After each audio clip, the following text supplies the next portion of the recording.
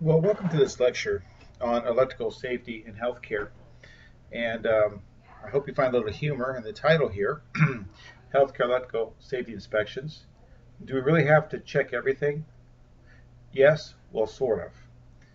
It's been an interesting journey in healthcare. I started out, as some of you may know or remember, as a clinical engineer or a biomedical engineer. It's known by either name, although biomedical is often more accurate because clinical engineers tend to be involved much more in clinical processes and procedures. We tend to be more inside of the space with the nurses and the doctors and such working with them, whereas biomedical is more of equipment technicians. Not to be confused with biomedical, which has to do with, I guess, arms and legs and prosthesis and such. However, having been a biomedical engineer, um, electrical safety inspections was core to not just the job, but it's really essentially what created the biomedical engineering profession many years ago. The safety issues around electrical equipment, particularly in invasive procedures, back in the 60s, resulted in a number of electrocutions and deaths and injuries, as they found out, due to faulty grounding issues inside equipment. And so you'll find most any biomedical engineer today and who's been around for a while has a pretty clear understanding of, you know, safety testing, electrical safety inspections, ground and leakage and lead testing for devices that have electrodes, and pretty familiar with the recommendations, the requirements, and the ratings for resistance and for leakage, for electrical leakage. But that being said, it's ironic. There's always something to be learned. Having worked again in clinical engineering all these years and having done thousands upon thousands of inspections, um, in recent years, I discovered some nuances to safety inspections that actually I had never known. And again, it's kind of a minor nuance, but yet at the same time, nuance nonetheless, but a requirement when you look at NFPA 99. Where it got interesting for me in my career, and this is part of the reason for this lecture, was when I became a facilities director, and I saw that the maintenance personnel had um, devices that were, electrical safety analyzers. But it was very quickly apparent to me in my two facilities they either didn't know how to use them or they didn't use them. And if they did use them, it was in an extremely limited fashion. Because whereas biomed is driven by preventive maintenance, maintenance in facilities is driven by repair. And I think you can almost flip it. I think biomed probably spent 60% of the time, 70% of the time doing preventive maintenance, and 30% of the time doing repairs. And just the opposite when it came to maintenance. They spent probably 60, 70% doing repairs. And actually, I would say probably 10% of the time, maybe 15 or 20% of the time doing preventive maintenance, and the rest of the time for both departments, if you will. There was some time in there for projects. But it was a challenge to get maintenance folks to buy into the need for electrical safety inspections, and primarily because the surveyors and the accreditors never really asked for electrical safety inspections when it came to maintenance folks. In fact, today they still really don't ask for electrical safety inspections when they look at maintenance. They're often looking at different things. For example, they're focused much more on, generator testing and life safety inspections for walls and for fire panels, and they're more the physical environment and more the big major equipment, and they're looking more for functionality and such. And I think because of that, the facilities and maintenance world has sort of slid, if you will, when it comes to inspections. The other thing that's been a challenge when it comes to maintenance, when it comes to electrical safety inspections, is that often maintenance doesn't necessarily see the equipment they work on as being patient care or clinical. Whereas, of course, in biomed, nearly everything they touch is patient care and clinical. And that creates some challenges, especially when I've seen obvious contradictions where if the beds are covered in the OR, let's say you have operating room beds or even patient room beds that are covered by biomed, you can bet your bottom dollar there's going to be an electrical safety inspection done on all those pieces of equipment. Same thing with like blanket warmers or maybe even certain kind of operating room lights and such.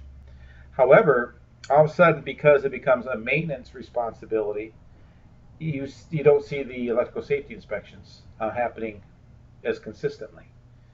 And this is again another one of those issues I think within the maintenance world. And I know that the answer predominantly has been over the years we're just too busy, and it's kind of a waste of time or we don't have time to do it. But that being said as well, enters a third conflict when it comes to electrical safety inspections, and that is personal care devices and the revolution and the evolution of low voltage technologies such as iPads and cell phones and all kinds of music devices and computers and personal laptops and such coming into the healthcare arena and healthcare environment. Having said this, technically every single device that walks into healthcare we become responsible for. So from a technical perspective, yes, we are meant to check everything, and that can be very burdensome, especially with again personal patient devices. And then, especially when equipment comes in, again when it's entry controlled or when it comes into the building, there is a mandate that things are checked when they come into our possession. Not necessarily personal care patient devices, but more specifically, definitely when it comes to equipment that we purchase for the hospital. So when it comes to initial inspection, everything that's electrical is meant to have an electrical safety inspection. Minimally a physical inspection. And now when I say physical inspection, one of the challenges again, because the revolution of design and technologies, is something called double insulation. We have equipment out there now, lots of it, that it has no metal, if you will, external part of the device that you can touch. It is completely enshrouded in a non-conductive case, typically plastic, and it's double insulated. In other words, there's an extra wall in there built where you cannot get to a metal part. So even if there's an internal short in the device, it's not going to pass a current externally. And then, of course, you get into the difference between three-prong plugs and two-prong plugs, things with grounds and things without grounds. And these conversations go on and on. What needs to have a third ground, and what can have two prongs in a patient care environment. I think to the rescue for most of us after the initial inspection is the risk assessment, and also clearly understanding the definition of patient care environment, if you will, the clinical environment, and then the non-clinical environment. And those really are the tools we have to really just nail. We have to understand when we have a piece of equipment in an office that essentially is a business function, like an electrical stapler or maybe like a paper shredder or things like that. We don't have to test those things because we may have done the initial inspection, but beyond that, like anything else, it's in a non-clinical area. The patients or the users, the users, which are the employees typically, they can evaluate a device for it, not needing to be tested, or when it's failed, or when there's a frayed cord or something like that. And we can create a policy and a risk assessment around that.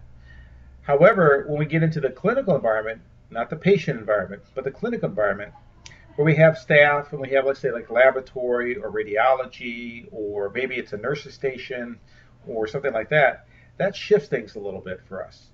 And we have to, again, do a risk assessment and make determinations what can and cannot be excluded from our ongoing scheduled inspections. And by and large, technically, we're meant to inspect nearly everything in that environment, with few exceptions, particularly a physical inspection. I know that when we have done discussion boards, people have talked about, like the kitchen, for example. There's lots of little appliances in kitchens that never get inspected. It could be a mixer, a blender, or a microwave, something like that, but it gets moved around and plugged in and unplugged and plugged in and unplugged all the time. And something like that can become a hazard, both a fire hazard as well as electrocution hazard, over time, and they really should be inspected. Now, again, I would say that probably you could come up with some way of maybe having the department do some inspection, although that's not their core responsibility. There's too many users, and by and large, they're just not going to do it. And kind of along the same lines, you have environmental services. Environmental services is one of those departments that uses electricity all over the hospital. And they don't just use electricity, they will unplug and plug things in multiple times a day on one shift.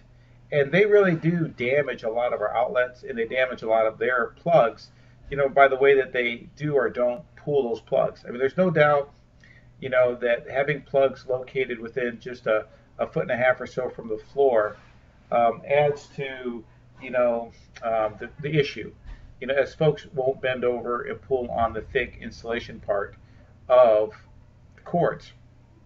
And really, that's one of the emphasis I want to make with this particular lecture with you is that, we need to do risk assessments, and people like environmental services, we probably ought to do extra training with those folks because they do cause a lot of maintenance issues and potentially safety issues.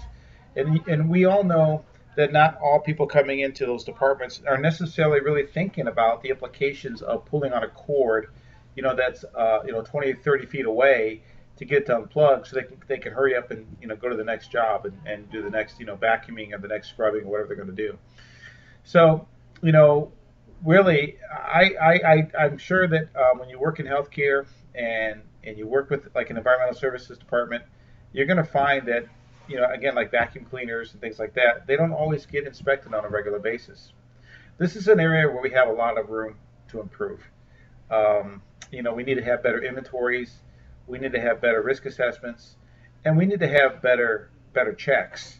So really, at some point, someone's going to start paying much closer attention to this, particularly in the facility side. Again, I would say, Gander, to say most maintenance